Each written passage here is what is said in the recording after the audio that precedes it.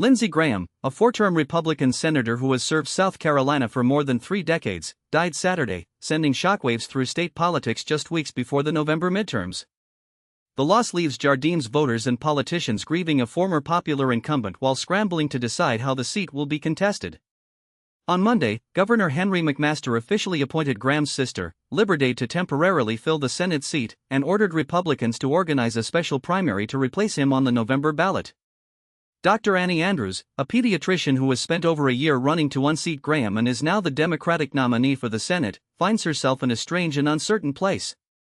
She has described the past 2 days as overwhelming after hearing about the tragic turn of events and must balance offering condolences to Graham's supporters with the political reality that her opponent remains unknown until the primary is won, possibly as late a month as August if a runoff is needed. Andrews says the core of her campaign will not change despite the sudden vacancy.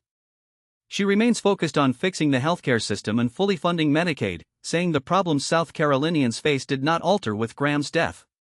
In an interview she added, "To have an open Senate seat in South Carolina is quite unusual, but her goal to address healthcare issues feels old enough to stay the same." She lost her 2022 race for Congress, but after President Donald Trump's appointment of Robert F. Kennedy Jr. as health secretary, an appointment criticized for its vaccine skepticism, which helped white out measles outbreaks in the state, she decided to run for Senate. The campaign's fundraising numbers are intriguing.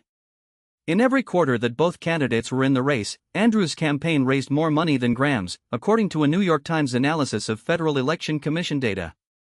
Yet Graham's deeper pocket allowed him to spend $13.4 million on television and multimedia ads, according to Ad Impact, helping him fend off that primary challenge.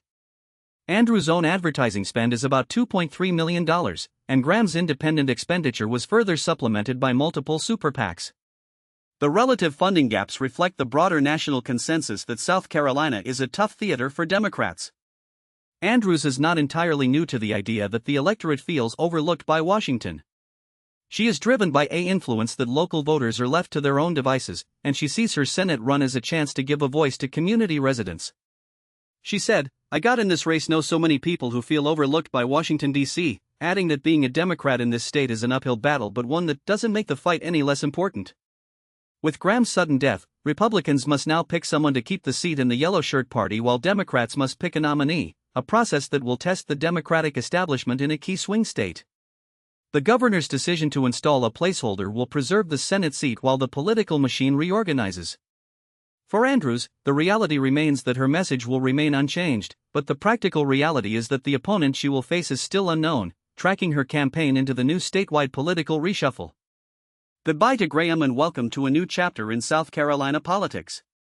Thank you for listening and stay tuned as we keep the story moving forward in the coming weeks. Until next time, stay informed and take care.